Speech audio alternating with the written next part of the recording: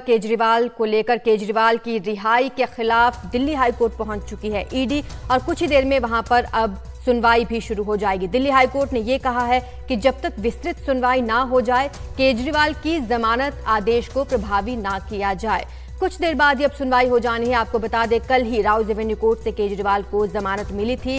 केजरीवाल की जमानत को ईडी ने हाईकोर्ट में अब चुनौती दी है कई शर्तों के साथ। आपको बता दें कि ईडी का ये कहना है कि अभी जांच पूरी नहीं हुई है और इसी कारण से केजरीवाल की रिहाई के खिलाफ अब ईडी दिल्ली हाईकोर्ट पहुंची हुई है।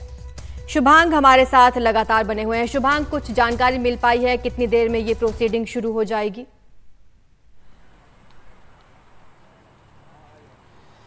बिल्कुल आरजू, देखिए जो 10-15 मिनट का समय हाई कोर्ट ने मांगा है फिलहाल वो इसलिए मांगा है ताकि जो फाइल्स हैं वो यहाँ पर पहुँच जाए। देखना ये होगा कि वो फाइल्स कब तक पहुँचती है और कब तक कोर्ट रेडी हो जाता है आगे की सुनवाई सुनने के लिए। लेकिन देखिए सबसे पहले तो कल के दिन यानी कि गुरुवार के दिन सबसे पहले यहाँ पर देखा गया था कि अरविंद केजरीवाल को एक बड़ी राहत ज़रूर मिली थी निचली अदालत से। उन्हें नियमित बेल यहाँ पर मिल गई थी, रेगुलर बेल। लेकिन अब ये फ़िलहाल दोबारा अगर हम देखते हैं तो जब ईडी हाईकोर्ट पहुँच चुकी है और उन्होंने इस पर रोक लगाने के लिए सुनवाई का समय मांगा, वो समय उनको दे दिया गया।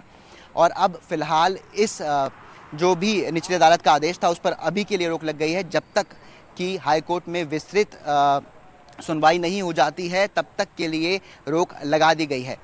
जो ईडी के जो वकील हैं उन्होंने कहा कि उन्हें पूरा समय नहीं दिया गया था बात रखने का और उनकी बात नहीं सुनी गई थी निचली अदालत में। इसको देखते हुए भी यहाँ पर रोक लगा दी गई है और अब जब हाई कोर्ट इस पर सुनवाई करेगा उसके बाद ही तय होगा कि अरविंद केजरीवाल को रेगुलर बेल मिलती है या नहीं मिलती है।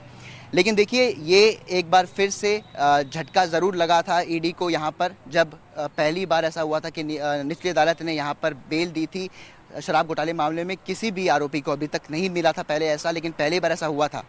अब हाईकोर्ट में आप पहुँचे हैं। अब देखना ये होगा कि आखिर हाईकोर्ट इस पर क्या फैसला सुनाएगा। फिलहाल जो ईडी है वो पूरे तरीके से यहाँ पर बताएगी कि उनकी जाँच पूरी नहीं हुई है। उन्होंने पहले भी कहा था कि मुख्य आरोपी इस मामले में अरविंद केजरीवाल है, तो जाहिर तौर पर वो अरविंद केजरीवाल की बेल पर रोक ज़रूर लगाएंगे, क्योंकि हमने ये देखा है कि अन्य जो लोग इस मामले में जुड़े हुए थे, चाहे वो आम आदमी पार्टी के सीनियर लीडर मनीष सिसोदिया हो, वो भी अभी जेल में है, उन्हें भी अभी तक बेल नहीं मिली है। तो ऐसे में ईडी अपनी पूरी कोशिश करेगी कि अरविंद केजरीवाल को बेल ना दी जाए।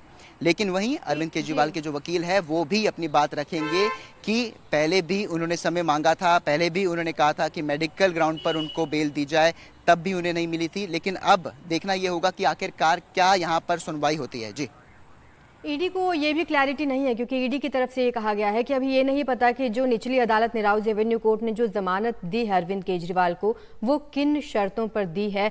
तो ईडी का ये भी कहना है कि हम अपनी जांच कर रहे हैं। ईडी की तरफ से ये भी कहा गया है कि हम हवा में जांच नहीं कर रहे हैं, अभी बहुत कुछ बाकी है। अरविंद केजरीवाल से अभी बहुत सारे सवालों के जवाब लेना बाकी है। तमाम चीज़ें हैं जो ईडी अभी कोर्ट में कह रही है।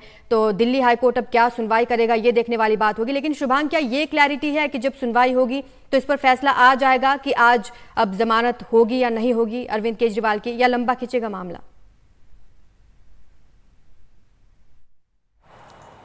देखिए जब भी कोर्ट कचहरी की बात की जाती है तो ऐसी बात को स्पष्ट तरीके से नहीं कहा जा सकता है, क्योंकि हमने देखा है कि कई बार ऐसा होता है कि जब भी कोई केस चल रहा है उसे लंबा खींच लिया जाता है। फिलहाल जब समय जल्दबाजी में मांगा गया है, लेकिन हाईकोर्ट ने कहा है कि विस्तृत सुनवाई की जाएगी।